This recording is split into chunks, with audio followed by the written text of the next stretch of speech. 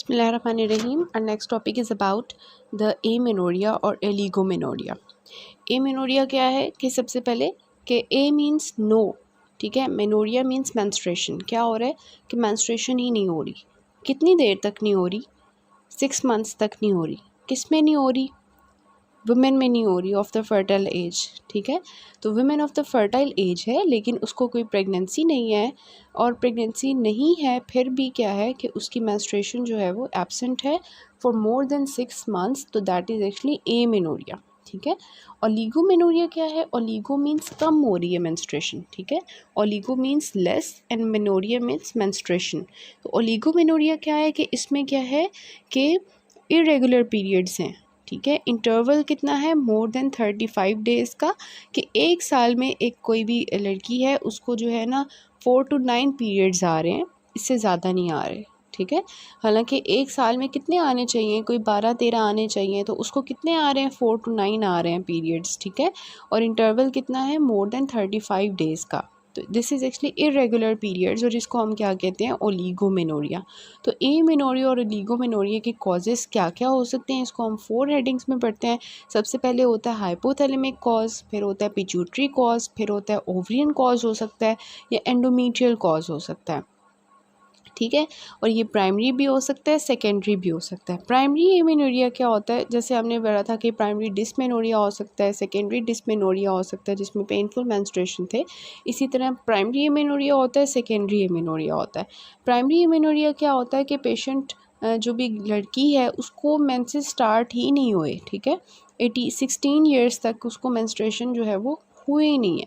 हालांकि 16 ईयर्स जो है ना वो हमारी एक मैक्सिमम लिमिट होती है कि इस तक जो है ना पेशेंट को किसी भी लड़की को क्या होनी चाहिए? मेंस्ट्रुएशन हो जानी चाहिए। लेकिन अगर उसको नहीं हो रही, मेंस्ट्रुएशन स्टार्ट ही नहीं हुई, मींस मेनार्की हुई नहीं है उसको, तो that is actually primary amenorrhea, कि शुरू से ही मेंस्ट्रुएशन नहीं हो रही, ठीक है। फिर होता है सेकेंडरी एमेनोरिया। सेकेंडरी एमेनोरिया क्या है कि इन द एब्सेंस ऑफ ये इसमें क्या होता है कि मोर देन 6 मंथ्स तक मेंस्ट्रुएशन एब्सेंट होती है normal female of the reproductive age के अंदर, और ये नहीं होती ड्यू टू प्रेगनेंसी, लैक्टेशन और मीनोपॉज। क्योंकि प्रेगनेंसी और लैक्टेशन और मीनोपॉज में क्या होता है, फिजियोलॉजिकली नॉर्मली जो है वो मेंस्ट्रुएशन नहीं होती। तो इन कॉजेज़ के अलावा कोई भी ऐसा कॉज जिसकी वजह से 6 मंथ से ज़्यादा मेंस्ट्रुएशन कोई भी फीमेल है ऑफ द रिप्रोडक्टिव एज उसको नहीं हो रहा, that is actually secondary amenorrhea, ठीक है। फिर सबसे पहले हमने क्योंकि देखा कि इसकी 4 हम हेडिंग्स में पढ़ते होते हैं, हाइपोथैलेमिक है, पिट्यूटरी है, ओवरियन है, और finally we have the endometrial disorders, ठीक है। तो सबसे पहले हाइपोथैलेमिक डिसऑर्डर्स ऐसे कौन से होते हैं जिनकी वजह से पेशेंट जो है वो एमेनोरिया सफ़र करती है? तो दैट इज़ सबसे पहले कि एक्सेसिव एक्सरसाइज है, वेट लॉस है, स्ट्रेस है, ठीक है। ये सब चीज़ें हो जाती हैं। इसके अलावा हाइपोथैलेमिक कोई भी लीजन है, फॉर एग्जांपल क्रेनियोफ्रेंजियोमा है, ग्लायोमा है, which can compress the hypothalamic tissue और ब्लॉक द डोपामीन, ठीक है। और फिर होता है हेड इंजरीज़ है, सर पे इसको चोट लगी है, फिर कैलमैन सिंड्रोम है, ठीक है। इसमें क्या होता है कि GnRH जो होता है उसकी डेफिशिएंसी होती है, it is actually excellent recessive condition, ठीक है। और उसकी वजह से क्या होता है कि अंडर डेवलप्ड जेनिटेलिया हो जाते हैं, दिस इज इसलिए कैलमैन सिंड्रोम, ठीक है। इसके अलावा सिस्टमिक डिसऑर्डर्स हैं, लाइक कोई ऑटो इम्यून डिजीज़ है, लाइक सार्कोइडोसिस है, टीबी है, ठीक है, जिसकी वजह से हाइपोथैलेमिक हाइपोफिजियल रीजन में क्या हो रहा है, इन्फिल्ट्रेटिव प्रोसेस चल रहा है। सिस्टमिक डिसऑर्डर्स की वजह से पेशेंट जो है वो एमेनोरिया सफ़र कर रही है, और देयर काइंड ऑफ कि वो ड्रग्स यूज़ कर रही है। जैसे हम उसको ओवरऑल जब उसकी हिस्ट्री ले रहे होंगे तो ड्रग हिस्ट्री पूछेंगे तो वो कह रही होगी कि मैं जो है वो प्रोजेस्टिन्स यूज़ करी थी, या हार्मोन रिप्लेसमेंट थेरेपी यूज़ करी थी, या डोपामीन एंटेगनिस्ट यूज़ करी थी, जिसकी वजह से मुझे जो है ये सफ़र करना पड़ रहा है, ठीक है।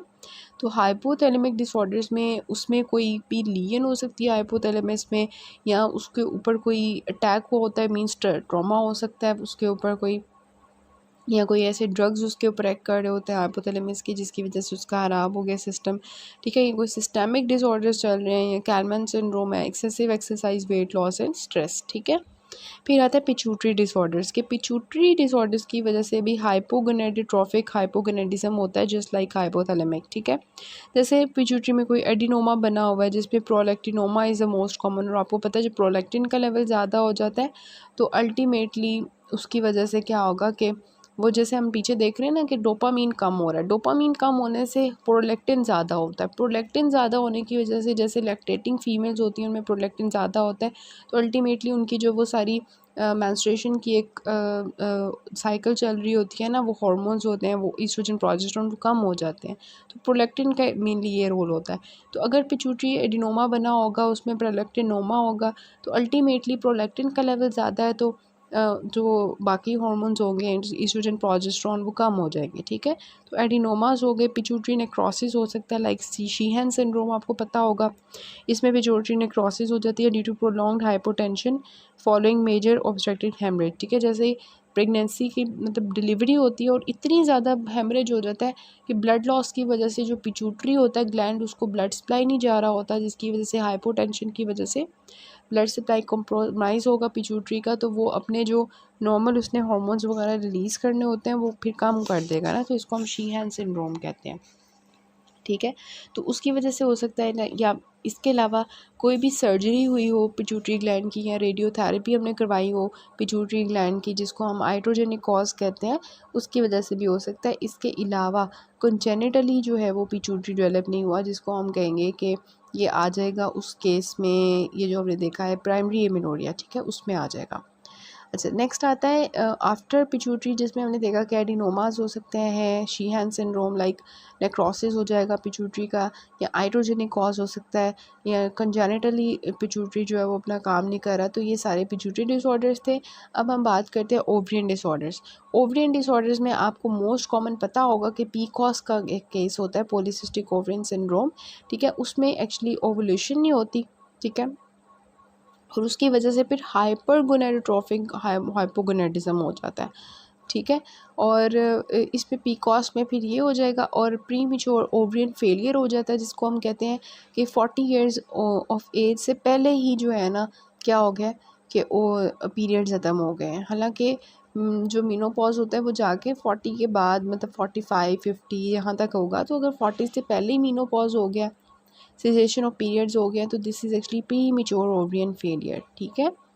उसके बाद आते हैं एंडोमेट्रियल डिसऑर्डर्स। एंडोमेट्रियल डिसऑर्डर्स को ना मेनली हम कहते हैं कि ये प्राइमरी एमेनोरिया भी हो सकता है, सेकेंडरी। प्राइमरी कैसे हो सकता है एंडोमेट्रियल डिसऑर्डर, कि कोई कंजेनिटल रीज़न है ना, ठीक है, बाय बर्थ ही उसका कोई ऐसा सिस्टम था कि फॉर एग्जांपल आपको पता है मोलिरियन जो है एक हमारी डक्ट्स होती हैं जेनिटल ट्रैक्ट, जब फीमेल रिप्रोडक्टिव ट्रैक्ट बन रहा होता है जेनिटल ट्रैक्ट, तो उसमें मुलीरियन एक हमारा डक्ट होता है जो कि एक्चुअली उसमें अगर डिफेक्ट आ जाए कोई भी, ठीक है, जब वो उसने बनाना होता है एंडोमेट्रियम को, वहाँ से एंडोमेट्रियम की डेवलपमेंट हो रही होती है, तो उसमें या तो ये होगा कि यूट्रस बनेगा ही नहीं, ठीक है, या ये होगा कि आउटफ्लो ट्रैक्ट एब्नॉर्मलिटीज़ आ जाएंगी कि मेंस्ट्रुएशन बाहर ही नहीं आ पाएगी किसी तरह से, ठीक है, जिसकी वजह से क्या होता है कि हीमाटोकोल्पोस हो जाता है।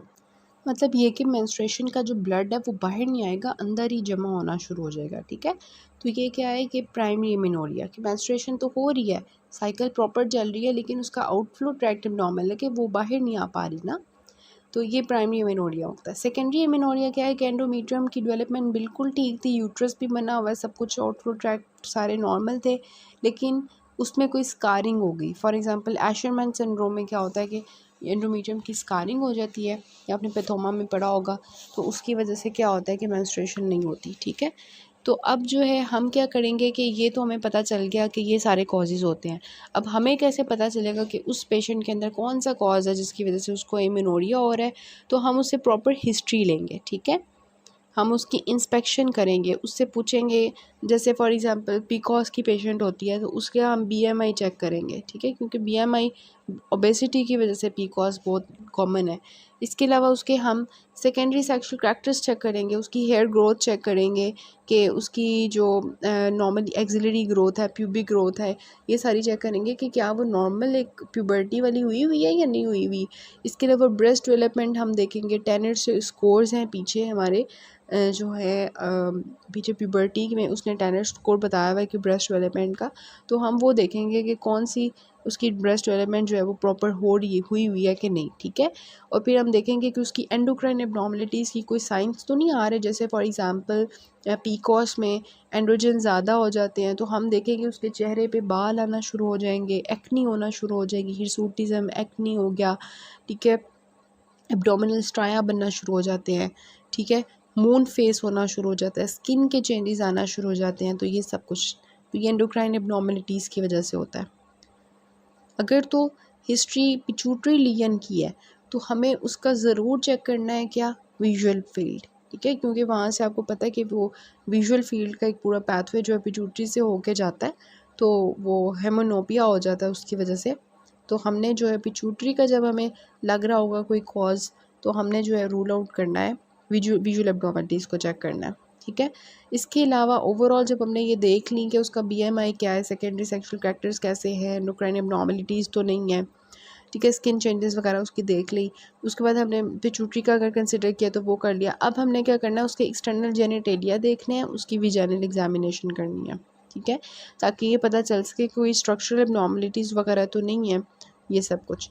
तो ये जो है ना हो गया। अब इन्होंने बहुत अच्छा टेबल सा बनाया हुआ 3.2, इसको थोड़ा सा हम देख लेते हैं। कहते हैं कि हमने इंफॉर्मेशन पेशेंट से ली, ठीक है, हमने उससे पूछा कि जो है ना अगर उसकी सबसे पहले हमने पूछा कि डेवलपमेंटल हिस्ट्री पूछी ना, हिस्ट्रीज़ हम ले रहे हैं पेशेंट की, डेवलपमेंटल हिस्ट्री पूछी कि आपकी मिनार्की कब हुई थी। तो वो कहती है फॉर एग्जांपल वो कहती है कि मेरी मिनार्की ना डिलेड हो गई थी, मतलब फॉर एग्जांपल लेट आई थी, इसका मतलब उसकी प्यूबर्टी इनकम्प्लीट है। तो हम क्या कंसिडर करेंगे कि ये प्राइमरी एमिनोरिया है, ठीक है। सबसे पहले आपने पूछा कि क्या आपकी मिनार्की प्रॉपर आई थी, वो कही कि नहीं मेरी तो नॉर्मल नहीं हुई थी, इसका मतलब कि कंजेनिटली कोई प्रॉब्लम था, कोई क्रोमोसोमल एब्नॉर्मलिटी थी, ठीक है, जिसकी वजह से मिनार्की नहीं आई। फिर हम पूछेंगे कि क्या आपकी मेंस्ट्रुएशन जो है वो ठीक आती है, आपको कम तो नहीं आती मेंस्ट्रुएशन, ठीक है, या इस तरह से कम कम आती है, कैसी आती है। अगर तो ओलिगोमेनोरिया मतलब कम आती है, जैसे मैंने आपको बताया 35 इंटरवल से ज़्यादा का टाइम हो जाता है, ठीक है, और एक साल में जो है वो 4 से 9 दफ़ा आ रही है जस्ट, तो this is actually the case of पीकॉस, ठीक है। और अगर तो सेकेंडरी एमेनोरिया मींस के जो है ना बाद में जाके थोड़ा सा रिप्रोडक्टिव एज की फ़ीमेल में जो है सेकेंडरी एमेनोरिया हो रहा है, और लीगोमेनोरिया नहीं है, एमेनोरिया मतलब बिल्कुल ही जो है ना ख़त्म हो गई है, मेंस्ट्रुएशन होती ही नहीं है, ठीक है। तो this is actually pre mature ovarian failure.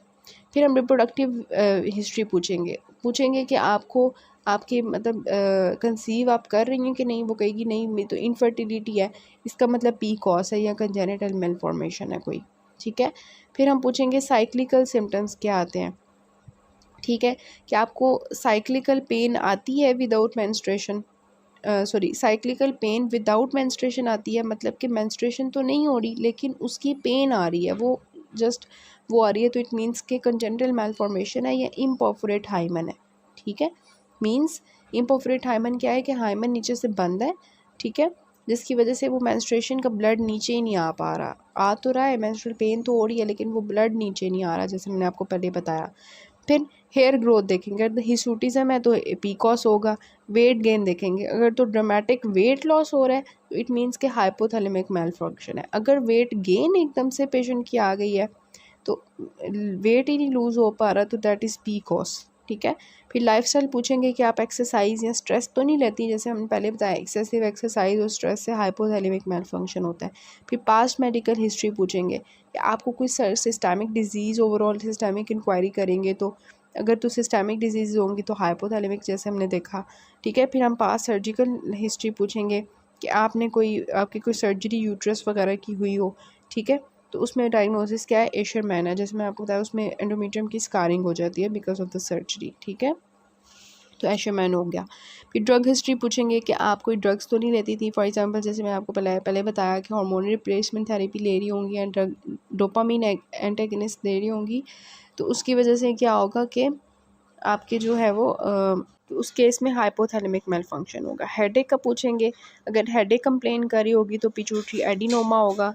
अगर गैलेक्टोरिया का कंप्लेन कर रही होगी तो हम वो प्रोलैक्टिनोमा होगा, ठीक है, मींस बहुत ज़्यादा मिल्की होता है, मिल्क आता रहता है ठीक है, ब्रेस्ट मिल्क आता रहता है, ठीक है। उसके बाद विजुअल डिस्टर्बेंस का पूछेंगे तो पिट्यूटरी एडिनोमा। तो ये कुछ हम पेशेंट से क्वेश्चंस करेंगे जिससे हम अपने डायग्नोसिस की तरफ जा सकते हैं, ठीक है। डेवलपमेंटल हिस्ट्री पूछेंगे, menstrual history, reproductive history, cyclical symptoms, hair growth, पेट ले लेंगे, ठीक है। Lifestyle, past medical history, surgical history, drug history, headache, galactorrhoea and visual disturbances, ठीक है। इन्वेस्टिगेशंस में सबसे पहले ना आपके पास फीमेल आती है, अगर तो वो मैरिड है ना तो उसको मेंस्ट्रुएशन नहीं आ रही, तो सबसे पहले आप प्रेगनेंसी टेस्ट करोगे। अगर वो मैरिड नहीं है तो फिर आप क्या करोगे, उसका ब्लड लोगे, ब्लड टेस्ट करवाओगे LH FSH वगैरह के लिए, ठीक है। अगर तो LH ज़्यादा हुआ है, टेस्टोस्टेरोन ज़्यादा हुआ है, इट मीन्स के पेशेंट PCOS से सफ़र कर रही है। अगर उसका FSH ज़्यादा हुआ है तो उससे हमें पता चल जाएगा कि ये प्रीमेच्योर ओवरियन फेलियर है, ठीक है। अगर उसका प्रोलैक्टिन लेवल ज़्यादा हुआ है ब्लड टेस्ट में तो इट मीन्स कि वो प्रोलैक्टिनोमा हो सकता है, ठीक है। अगर तो थायराइड फंक्शन टेस्ट भी हम कर सकते हैं, ठीक है।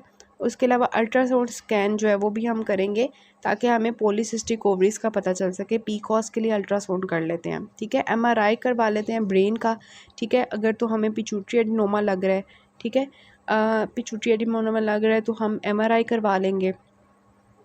हिस्ट्रोस्कोपी वैसे हम नहीं करवाते, रूटीन में हम अल्ट्रासाउंड वगैरह ही करवाते हैं। तो वो कहते हैं कि अगर तो हमें लग रहा है ना क्योंकि एशरमैन सिंड्रोम है या सर्वाइकल स्टेनोसिस है, जैसे कि हमने पहले भी देखा था कि सर्वाइकल स्टेनोसिस जो है उसकी वजह से डिस्मेनोरिया भी होता है ना, तो उसके लिए फिर हम हिस्ट्रोस्कोपी करवा रहे थे। तो यहाँ पे भी अगर हमें लग रहा है कि सर्वाइकल स्टेनोसिस या एशरमैन सिंड्रोम है तो फिर हम हिस्ट्रोस्कोपी करवाते हैं, ठीक है। अगर हमें लग रहा है कि कोई कंजेनिटल प्रॉब्लम चल रही है, टर्नर या कोई सेक्स हार्मोन्स अबनॉर्मलिटीज़ है तो केरोटाइपिंग करवा लेते हैं, ठीक है।